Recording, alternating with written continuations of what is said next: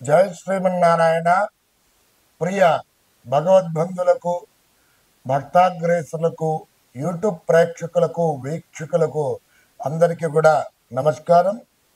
ఉగాది శుభాకాంక్షలతో అందరికీ కూడా స్వస్తి శ్రీ విశ్వావసు నామ సంవత్సర శుభాకాంక్షలతో ద్వాదశ రాశుల వారికి మరి గోచార ఫలితాలు ఏ విధంగా ఉండబోతున్నాయి అనేటువంటిది ఈ వీడియోలో తెలుసుకుందాం.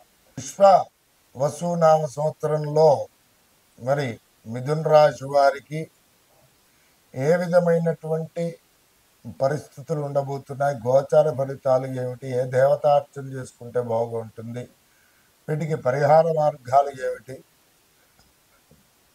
అనేటువంటి విషయాలు ఈ వీడియోలో తెలుసుకుందాం. ముఖ్యంగా మృగశిర నక్షత్రం 3, 4 పాదములు, ఆరుద్ర నక్షత్రం 1, 2, 3, 4 పాదములు, పునరసు నక్షత్రం 1, 2, 3 పాదముల వారు కలిసి మిథున రాశి వారు అవుతున్నారు.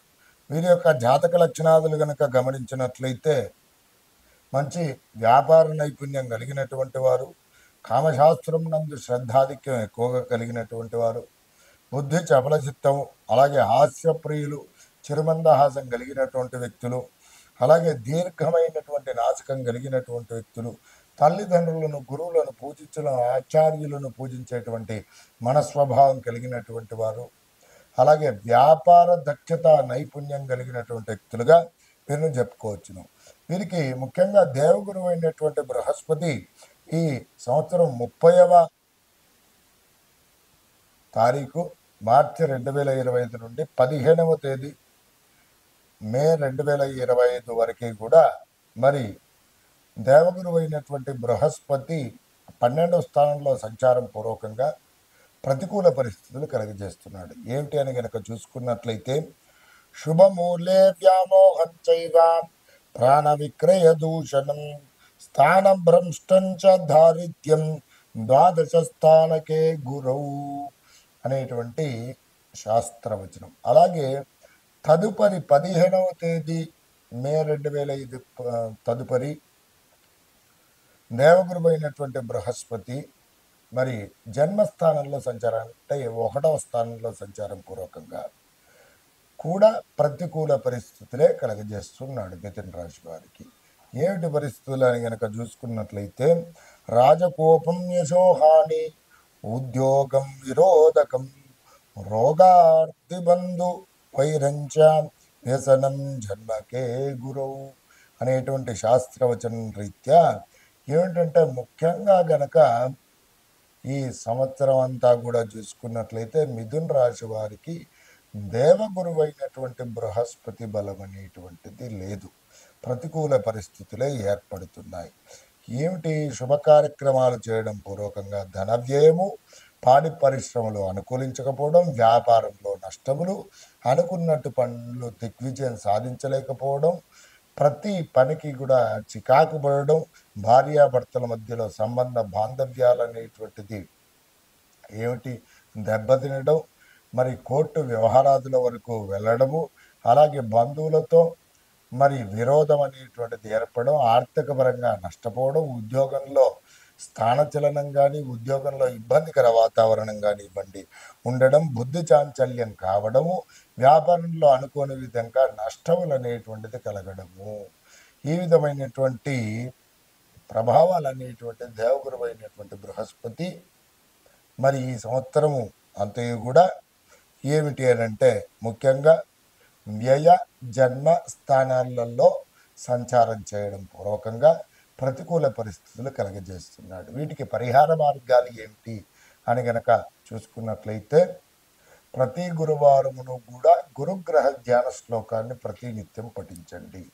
పసుపు రంగు గల వస్త్రాలు ధరించండి గురువారం రోజున. అలాగే మరి దత్తాత్రేయ స్వామి వారి యొక్క మరి మంత్రజప అనుష్ఠానం చేయడం, దత్తాత్రేయ స్వామి వారి యొక్క దేవాలయంలో మరి శనగలతో కూడినటువంటి ఉడకబెట్టినటువంటి శనగలు ప్రసాదంగా వితరణ చేయడం, పసుపు రంగు గల వస్త్రాలు, పసుపు రంగు గల పళ్ళు దానం చేయడము పూర్వకంగా గురువు ప్రతికూల పరిస్థితుల నుండి అనుకూల పరిస్థితులు ఏర్పడతాయి. అలాగే గురువారం రోజున తప్పకుండా ప్రతి గురువారమును కూడా గురుగ్రహానికి సంబంధించిన పసుపు రంగుల వస్త్రం చక్కగా సమర్పించి స్వామివారికి ఆవు నేతితో పసుపు రంగు గల పూలతో అర్చించండి. దీపారాధన చేయడం, అలాగే గురుగ్రహ ధ్యాన శ్లోకాన్ని పఠించడం పూర్వకంగా ఉత్తమోత్తమైనటువంటి పరిస్థితులు తప్పకుండా కలుగుతాయి.